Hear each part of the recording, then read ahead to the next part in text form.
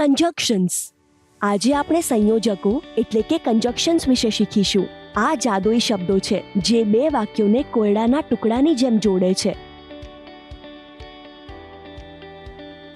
કંજક્શન્સ 3 પ્રકારના હોય છે.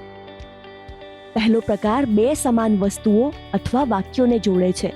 ઉદાહરણ તરીકે એન્ડ એટલે કે અને. બે વસ્તુઓ જોડે છે. I like T and coffee. But એટલે કે પણ, પરંતુ બે અલગ અલગ વિચારોને જોડે છે. I want to go out but it is raining. So એટલે કે તેથી, પરિણામ બતાવે છે. It was raining so we stayed inside. Or એટલે કે અથવા, કે વિકલ્પ આપે છે. Do you want jalebi or laddu? Yet એટલે કે છતાં પણ, આશ્ચર્ય બતાવે છે. It was late yet we kept playing.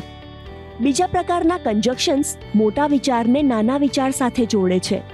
ઉદાહરણ તરીકે બીકોઝ અર્થાત કારણ કે. શા માટે એ પ્રશ્નનો જવાબ આપે છે. I am happy because today is a holiday. While અર્થાત જ્યારે અથવા તે જ સમયે. એક સાથે ક્રિયા દર્શાવે છે. I sang songs while walking. When અર્થાત ત્યારે, ક્રિયાનો સમય સ્પષ્ટ કરે છે. We will eat dinner when father comes home from work. Before અર્થાત અગાઉ, પહેલા. બે ઘટનાઓ વચ્ચેનો સંબંધ દર્શાવે છે.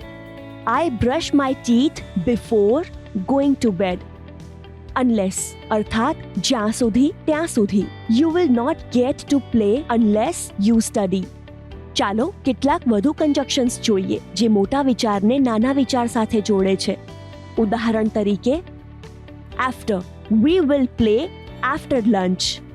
If you study you will pass. Though she was tired she finished her work. Even if I will smile even if I lose. Since I stayed home since it was raining. ત્રીજા પ્રકારનું કંજક્શન્સ હંમેશા જોડીમાં કામ કરે છે. ઉદાહરણ either ઓર અર્થાત કાં તો. જ્યારે એક વસ્તુ પસંદ કરવાની હોય. Either Naman or Rita will win.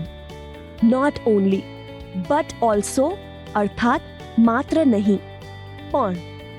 જ્યારે બંને બાબતો સાચી હોય ત્યારે. He is not only funny but also smart. Hardly when અર્થાત જ્યારે કંઈ ખૂબ જ ઝડપથી બને છે ત્યારે જ, ફક્ત ત્યારે જ.